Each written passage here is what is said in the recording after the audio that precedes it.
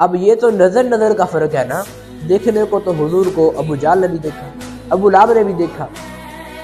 مگر انہوں نے حضور علیہ السلام کو بازار میں چلتے ہوئے تو دیکھا، کھانا کھاتے ہوئے تو دیکھا، لباس تبدیل کرتے ہوئے دیکھا، اور کہہ دیا کہ نبی ہم جیسا ہے، لیکن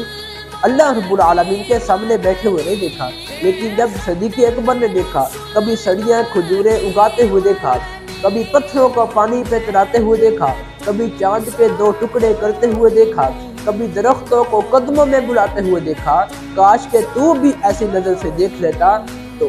آج حضور علیہ السلام کو معاذ اللہ اپنی مثل بشر نہ کہتا۔ ایک دن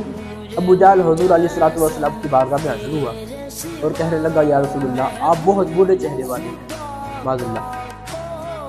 حضور فرمانے لگے صدقتا، تو نے سچ کہا ہے۔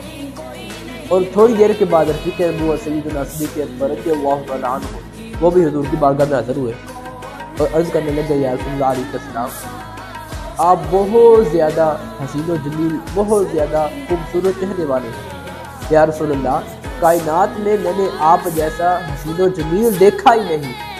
فرمانے لگے یا رسول اللہ بے شک یوسف علیہ السلام بہت زیادہ حسین و جمیل تھے، لیکن یا رسول اللہ میرا ایمان یہ کہتا ہے کہ ایک یوسف ہی کیا،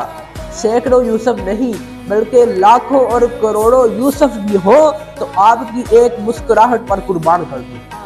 حضور فرمانے لگے صدقتا، تو نے بھی سچ کہا ہے۔ صحابہ کرام بڑے پریشان، کہنے لگے یا رسول اللہ علیہ السلام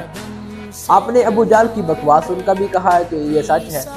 اور صدیق کے قول کو بھی آپ نے سچا قرار دیا، یا رسول اللہ یہ دونوں سچے کیسے ہو گئے؟ تو حضور فرمانے لگے میرے صحابہ میری مثال ایک آئینے کی طرح ہے،